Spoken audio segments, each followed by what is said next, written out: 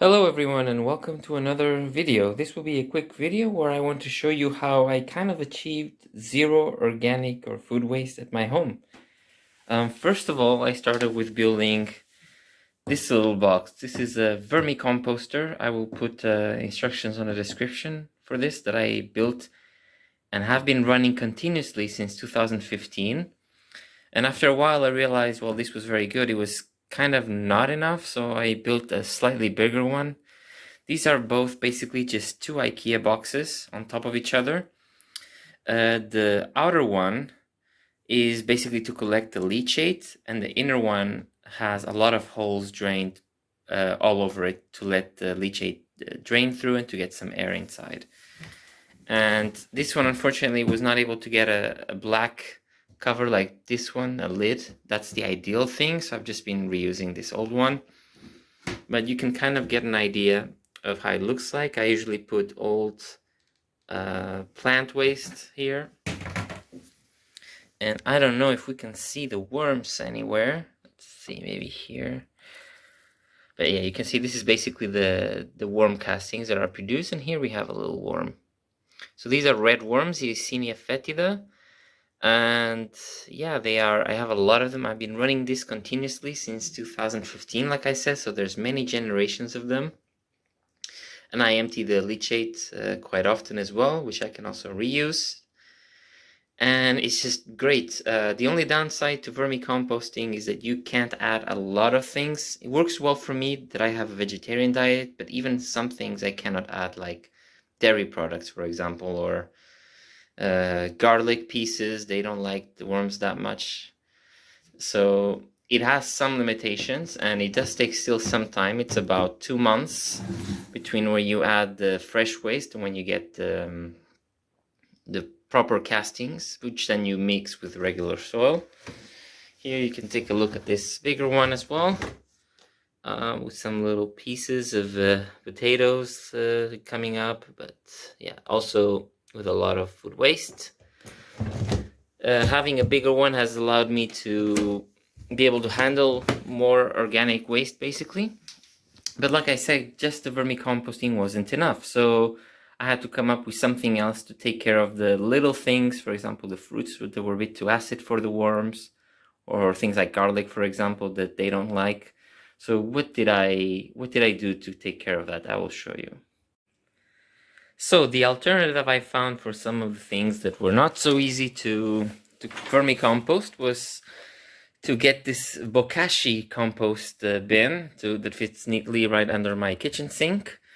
And I will just show you a little bit how it works. But it's quite similar. You also add your little food waste here, except it has one more extra step. After you add your food waste, you put this bran here, which has the special microbes, and then you use this little tool to press it in. And very importantly, you keep the lid closed at all times, so you don't have the holes like you have with the vermicompost.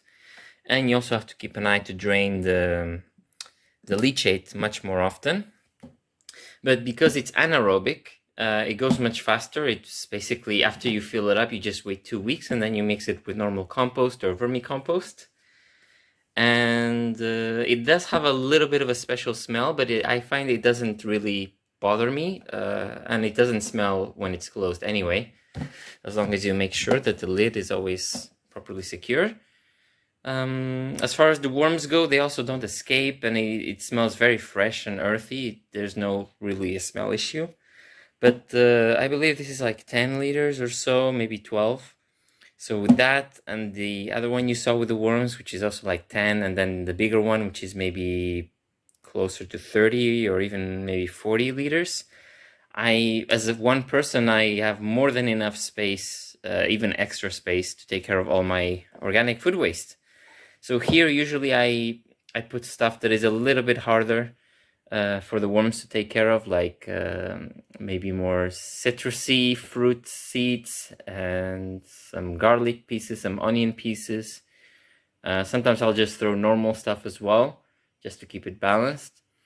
Whereas with the vermicompost, you do have to take care of a little bit of the balance, even though I don't do that so much. I don't add the the cardboard, like or newspaper strips, like people do. Here, I think that is kind of covered with this brand, so you just add that. You are kind of dependent to maybe buy this product, and which is it's not especially expensive. I can show you here. I have a fresh one. But yeah, this is the compost activator, it's called.